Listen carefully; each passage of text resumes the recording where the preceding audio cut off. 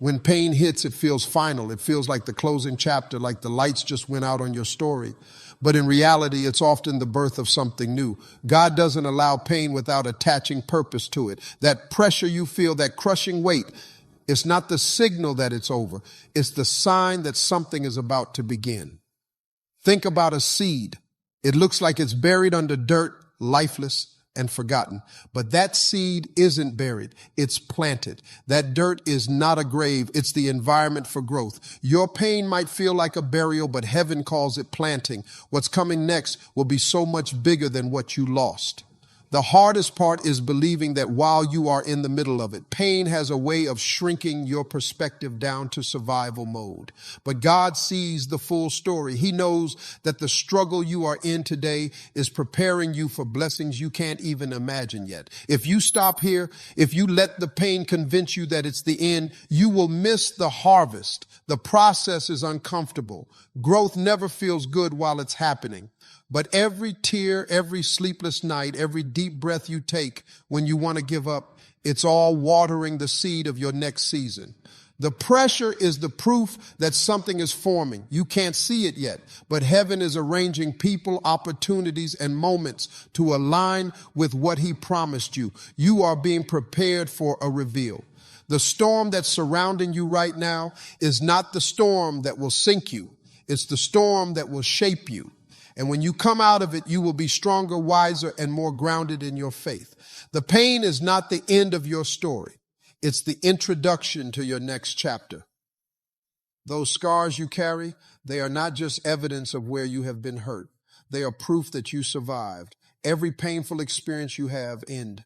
Yours is a page in the testimony God is writing through your life.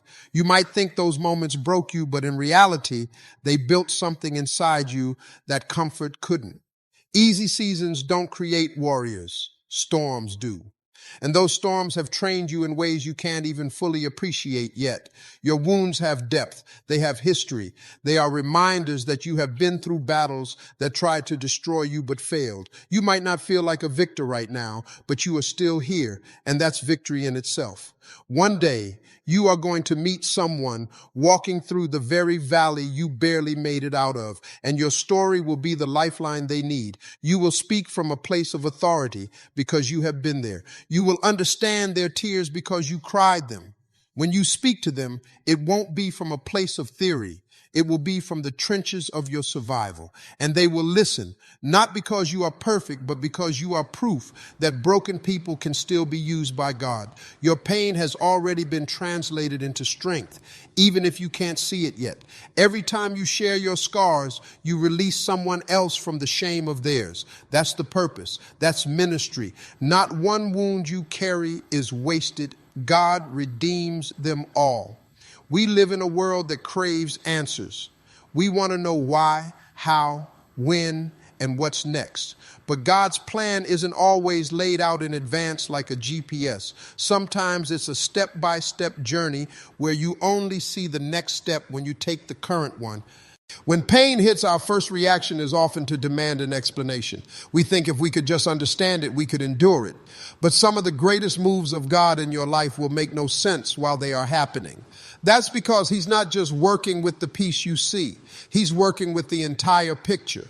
He's aligning things in your future that you don't even know you will need yet. If he showed you the full blueprint, you'd probably run the other way.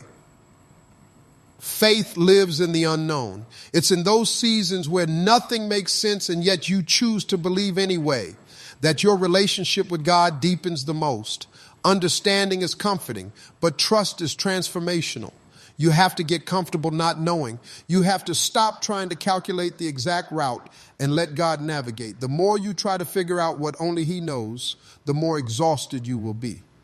Sometimes the question isn't why is this happening, but who is in control of this? And if you know he's in control, you can walk through the valley without a map because you trust the shepherd. It's not about understanding right now. It's about trusting while you don't. When God makes you wait, it's not because he's forgotten about you. It's because he's preparing something for you. Waiting seasons can be some of the most frustrating times in your life because you feel like you are ready, but nothing is moving. You pray, you plan, you try, but doors stay closed. That's when the enemy whispers, it's never going to happen. But the truth is, a delay is not a denial. God is still working, just not on your timetable. Think about it. If you plant a seed, you don't go back the next morning demanding fruit. There's a process under the soil that you can't see. The roots are growing first, and without those roots, the plant won't survive. That's exactly what God is doing in your life during the waiting season. He's building roots deep enough to hold the blessing when it finally comes. Sometimes the delay is about you. God knows if he gave you what you have been praying for too soon, you might not have the maturity, the discipline, or the spiritual strength to handle it. A blessing out of season can become a burden. He's not punishing you by making you wait. He's protecting you from being crushed by the very thing you have been asking for. Other times, the delay is about what's around you. Maybe the right people aren't in place yet. Maybe the location, the opportunity, or the resources aren't ready. You can't see all the moving pieces from where you stand, but God is behind the scenes, aligning everything so it works in your favor. It's easy to get discouraged when you see others getting their breakthroughs while you are still in line. But your journey isn't theirs. What God has for you has your name on it, and nobody else can take it. If it hasn't arrived yet, it's because it's still being perfected. The delay is also a test. It reveals whether you really trust God or if you only trust him when things happen fast. Some of the strongest faith in the Bible was forged in seasons of waiting. Abraham for a son, Joseph for freedom, David for the throne. If they had to wait for God's timing, so will you. You might be in a holding pattern right now, circling over your promise, but at the right time, God will give you the clearance to land. And when that moment comes, you will understand why the wait was necessary. Anybody can smile when life is good, when the bills are paid, when your body feels strong, and when the people around you love you. But when pain hits, when you have been betrayed, when your health is failing, when the people you trusted turn their backs, that's when the real you shows up. Pain has a way of peeling back the layers and exposing what's inside. It doesn't ask for permission. It just brings your true character to the surface. Pain is like fire. Fire doesn't just destroy, it refines. Gold is put into the fire so the impurities can rise to the top. Your struggles work the same way. They bring up the impatience, the fear, the doubt, and the anger you didn't even know you had. It's uncomfortable, but it's necessary because you can't heal what you won't admit is there. When you are in pain, you find out quickly whether your faith is just a Sunday habit or a lifeline you truly depend on. Pain strips away the convenience of religion and forces you into the reality of a relationship. When everything else is gone, you learn what and who you believe in. It's also in pain that your strength gets tested. People will tell you you are strong, but you don't know if you are until you have been through something that tries to break you. And when you keep moving forward through the tears, through the confusion, through the exhaustion, that's when you discover a resilience you didn't even know was possible. Pain doesn't just reveal your weaknesses, it also reveals your growth. You start to notice how you respond differently than you used to. Things that would have made you quit before now make you pray harder. Things that used to scare you now push you to dig deeper. That's growth. And pain is often the teacher that brings it out of you. Sometimes pain will also reveal the truth about the people around you. Not everyone will stick around when you are hurting. Some will distance themselves. Some will judge you. But the ones who love you for real will step in closer when life hits hard. Pain will filter your circle without you having to say a word.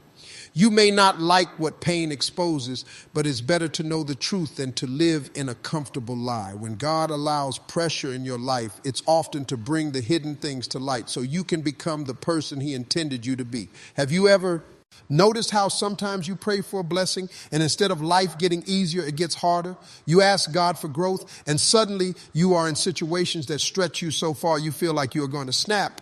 You ask for strength and he puts you in battles. You ask for patience and he makes you wait longer than you ever imagined. It feels like the opposite of what you prayed for, but often that's how God works. The reason it feels like trouble is that we only see the front side of the process. God is working from a different angle. He sees the result while you are stuck looking at the mess in the middle. What looks like chaos to you is actually strategy to him. That storm that feels like it's going to drown you is the same storm that's going to wash away everything holding you back. Look at Joseph in the Bible. He had a dream from God about greatness, but the next thing that happened was betrayal by his brothers, slavery, and prison. To the outside eye, it looked like he was going backward, but in reality, every painful step was moving him closer to the palace. The trouble was transportation. Sometimes God answers your prayer by breaking apart the life you knew. He'll let certain people walk away, shut certain doors, and remove certain comforts because they are not part of where you are going. You think you are losing, but he's just clearing the path. That's why his plan often starts with disruption. It forces you out of the old so he can bring you into the new. It's not easy to accept this in the moment. Trouble is loud. It makes you doubt. It makes you feel abandoned. That's when faith has to speak louder than fear. You have got to remind yourself that just because it looks bad right now doesn't mean it's going to end badly. God's track record is flawless. Even if his methods don't make sense to you, what you call trouble, God might call training. What you see as a setback, he sees as a setup. That's why it's so dangerous to judge God's plan too early. You will label it as destruction when it's construction. The beginning of God's plan often feels like the end of yours. And that's exactly the point. He's replacing what you built in your strength with something greater that's built in his. It's so easy to take the season you are in right now and believe it's the definition of your whole life. When you are in pain, it feels permanent. When you are broke, it feels endless. When you are lonely, it feels like this is how it's always going to be. But the moment you are in is just that, a moment. It's not the full picture. You can't judge the masterpiece based on a single brushstroke.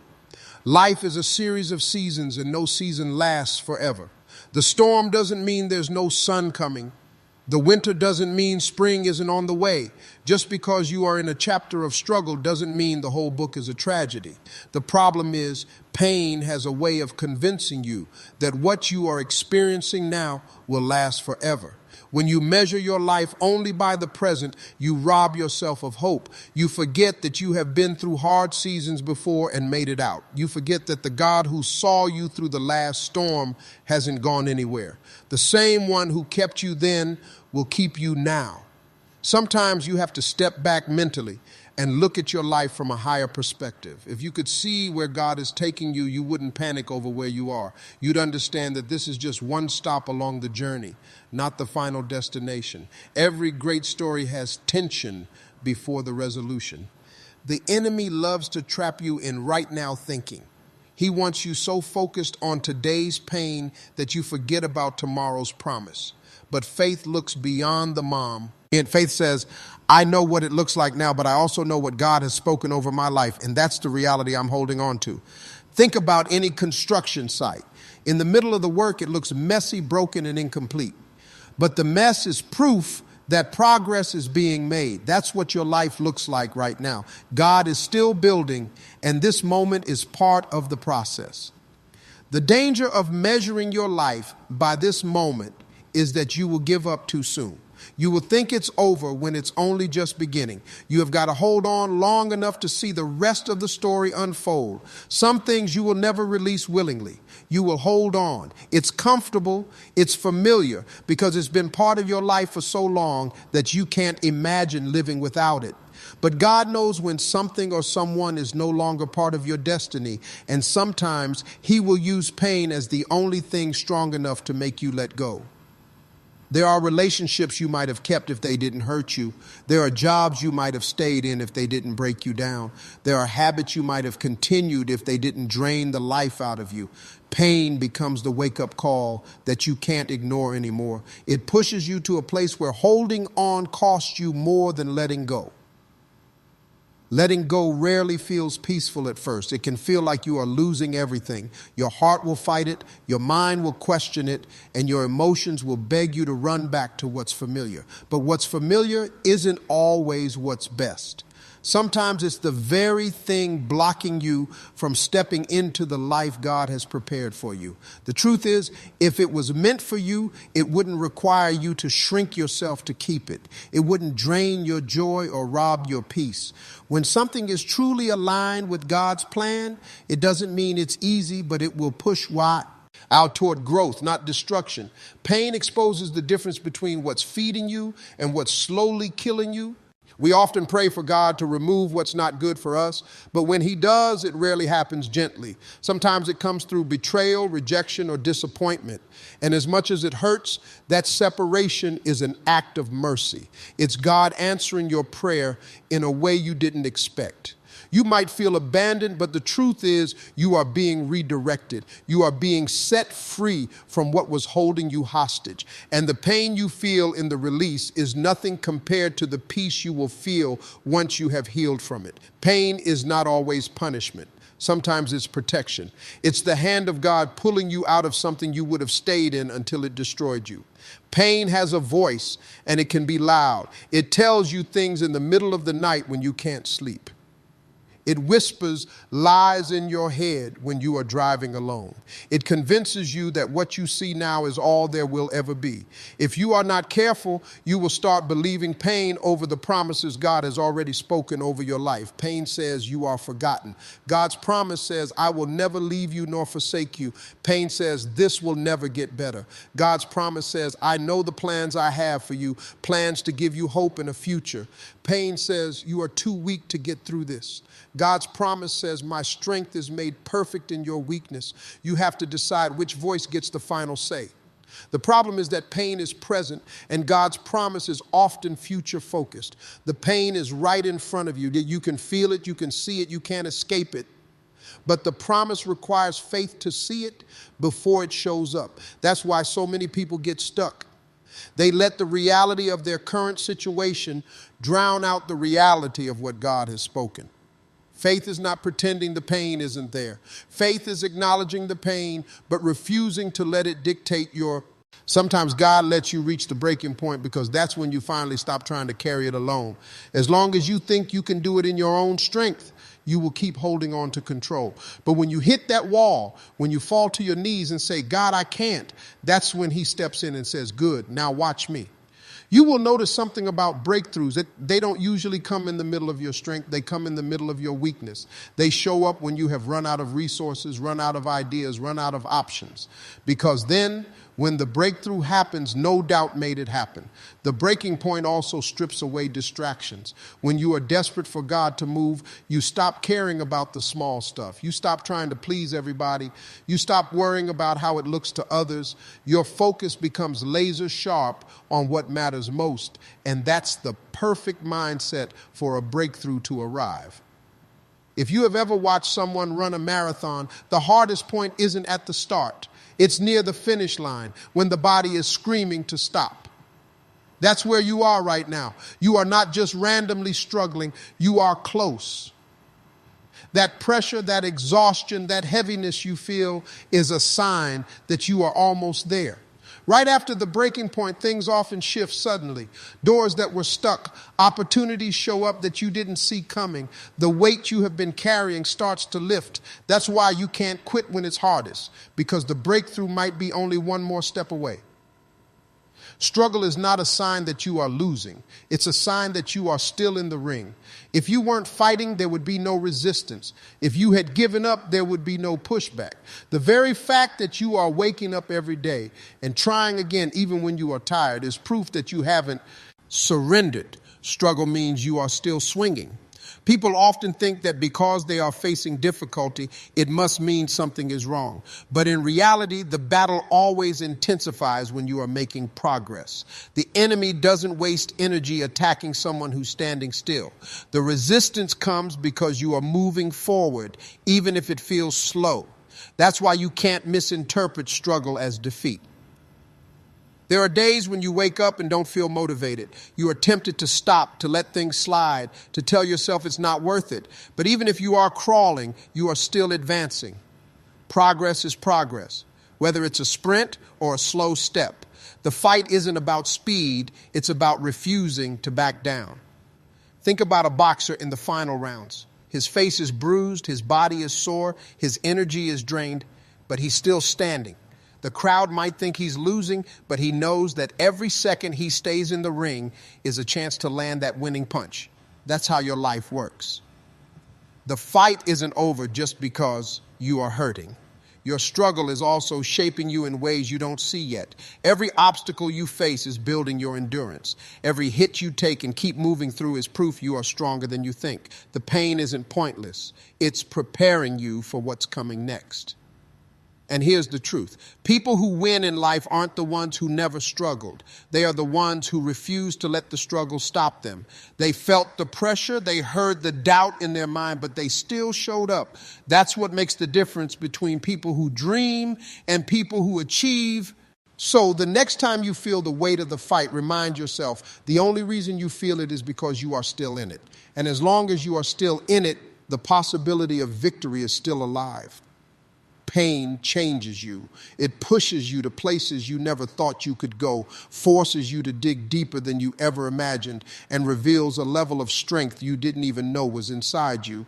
When everything is comfortable, you never really test your limits. But when you are hurting, when you feel like you can't take another step, that's when the hidden power starts to show up.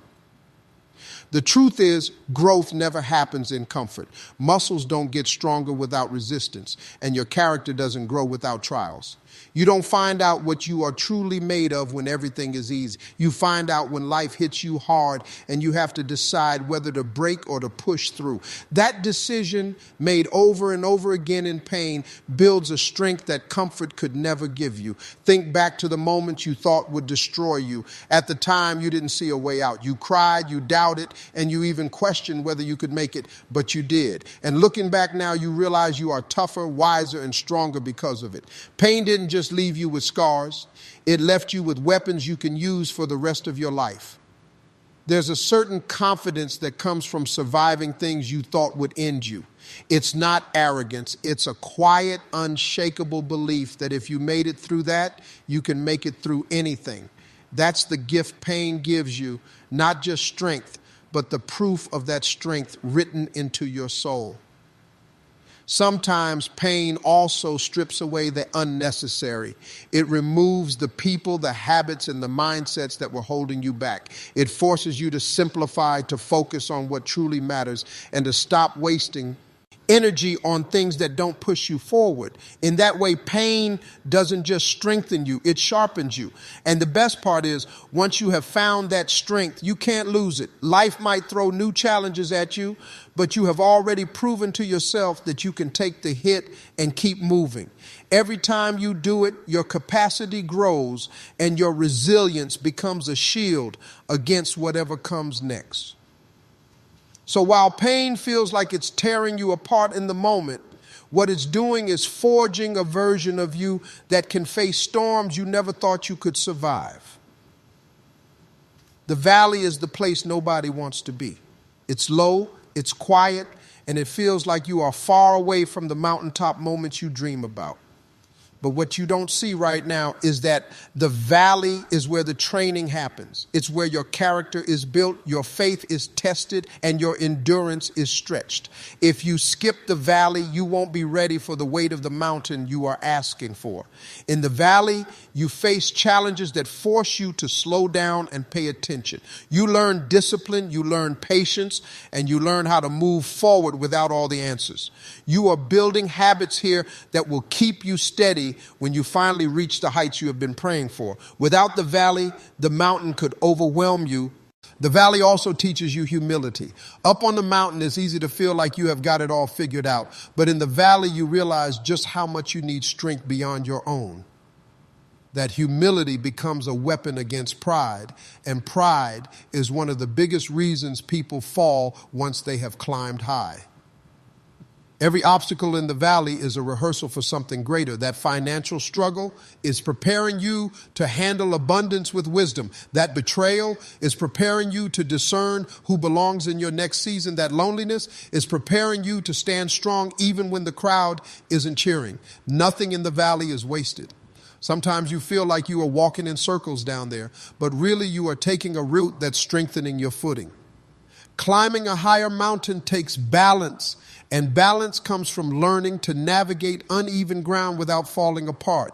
The valley gives you that skill step by step, day by day. It's also in the valley that you develop resilience. Up on the peak, the air is thin. You need strong lungs to breathe up there. Down here is where you build them. Every setback, every disappointment, every not yet is adding to your capacity to handle what's coming without crumbling under pressure. And when you finally start your climb, you will realize the valley wasn't punishment. It was preparation. The very things that made you want to quit here will be the same things that give you the strength to stand firm when you reach the higher mountain ahead. The enemy doesn't just care about making you sad, tired, or frustrated. His real target is your faith. Because if he can take your faith, he knows he can take everything else that flows from it. Joy is important, peace is valuable, but faith is the foundation. Without faith, you stop believing that things can change. You stop praying and you stop expecting God to show up in your life. That's why the attacks feel so personal. They are designed to shake your belief system, not just your emotions. Sometimes life will throw one problem after another at you, not because you have done something wrong, but because the enemy is trying to wear you down.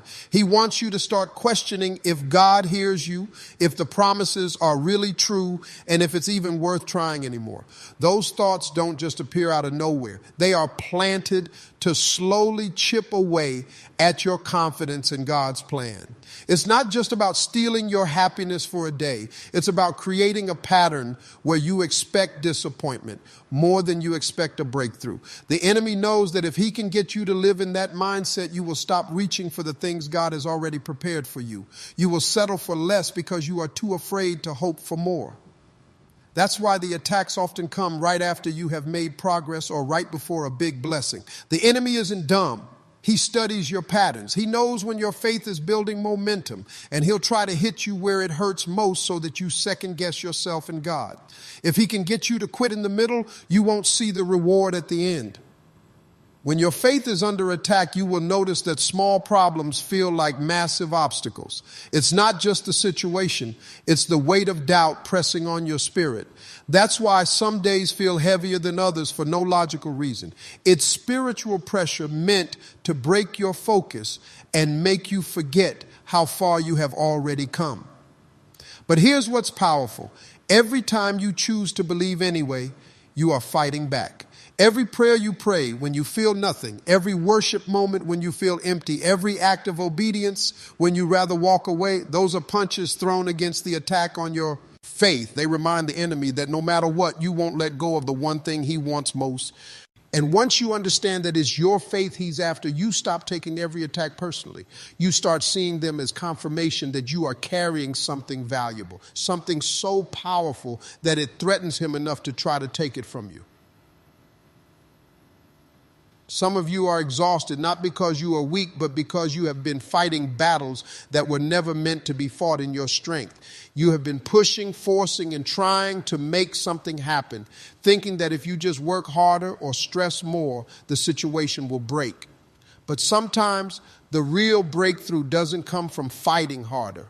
It comes from letting go and allowing God to take over completely.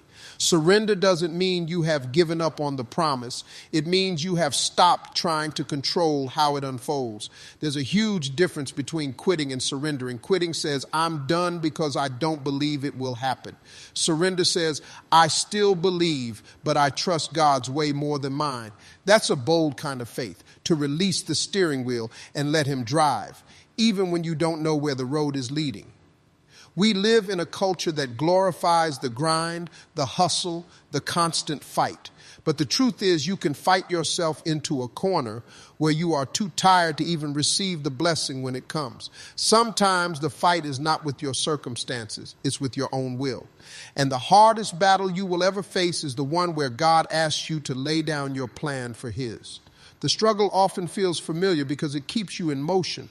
But not all motion is progress. You can be spinning your wheels, sweating, pushing, and still be stuck in the same spot year after year. Surrender shifts you from working in your strength to walking in his strength. It's like switching from rowing a boat against the current to opening up the sail and letting the wind carry you forward. Some of you have been asking God for direction, but the noise of your efforts is drowning out his instructions. You are so focused on fixing, managing, and controlling that you can't hear the gentle whisper that's telling you to be still. Surrender requires silence, not the absence of noise around you, but the quieting of the noise within you. The moment you surrender, you permit God to work in ways you could never imagine. You open the door for unexpected provision, divine timing, and supernatural alignment. When you are fighting in your strength, you are limited to your ideas. But when you surrender, you give access to the one who sees the whole picture and has the power to move things instantly. And sometimes the enemy wants you to believe that if you are not struggling, you are not trying. But the truth is, surrender is not weakness. It's spiritual warfare in disguise. It's the bold declaration that you will not be dragged into anxiety, fear, or control because you trust the one who is already in control. Pain has a way of breaking through the noise of life and getting your attention like nothing else. When everything is going right, you can go days, weeks, even months without praying with urgency. But when pain hits, when the loss is fresh, when the betrayal cuts deep, when the diagnosis knocks the wind out of you, you find yourself calling on God in a way you never did before. Pain strips away the distractions. It forces you into a place where you realize you don't have as much control as you thought. And that's when your heart becomes open to Him in a deeper way. In seasons of comfort, it's easy to think you have life handled. You make plans, chase goals, and live like you are steering the ship on your own. But pain reminds you that there are storms bigger than your strength. It makes you realize you need an anchor that's stronger than your circumstances. And when you reach for God in that moment, it's not a casual reach. It's desperate. It's raw. It's real. Pain doesn't allow you to pray polite, scripted prayers. It pulls out the truth in your soul, the kind of prayers that shake heaven. Sometimes God allows the pain not because He wants to harm you, but because He wants to heal you in a way comfort never could. If you never had to cry out to Him, you might never know how present He is. Pain is often the tool He uses to draw you closer, not because He enjoys your hurt, but because He knows what the closeness will produce. The intimacy that comes from praying through tears, worshiping through heartbreak, and trusting through uncertainty is something you can't get from a comfortable life. The truth is, pain tests your faith, but it also grows it.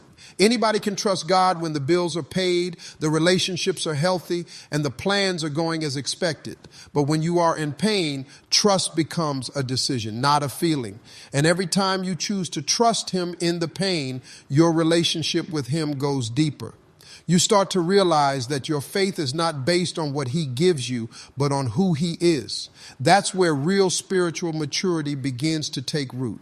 Pain also clears out the idols you didn't even know you had. It reveals what you have been leaning on instead of God. Maybe you put too much trust in people, and when they walked away, you learned that God is the one who never leaves. Maybe you leaned on your strength, and when it failed, you found that His strength was made perfect in your weakness. Pain has a way of showing it. None you that everything else can be shaken, but He is the one unshakable thing in your life. And there's something powerful about realizing that God is not just a distant Savior you call on in emergencies. He's a present Father who sits with you in the pain. He doesn't just fix it. Sometimes He just stays with you in it until you are strong enough to move forward. When you begin to experience His comfort in those moments, you come to understand that His presence is more valuable than the absence of pain. It's in those nights you cry yourself to sleep only to feel a peace you can't explain, that you know He's closer than your breath. The closeness that pain brings is not something you forget when the season changes. It shapes you. It teaches you that He's not just the God of your victories, but the God of your valleys. And when you have walked through enough valleys with Him, you stop doubting His presence the next time you face a storm, because you have already seen for yourself that the pain didn't push Him away. It pulled you closer. There are people right now fighting battles you can't see, carrying weights you can't imagine, and searching for hope they can't find.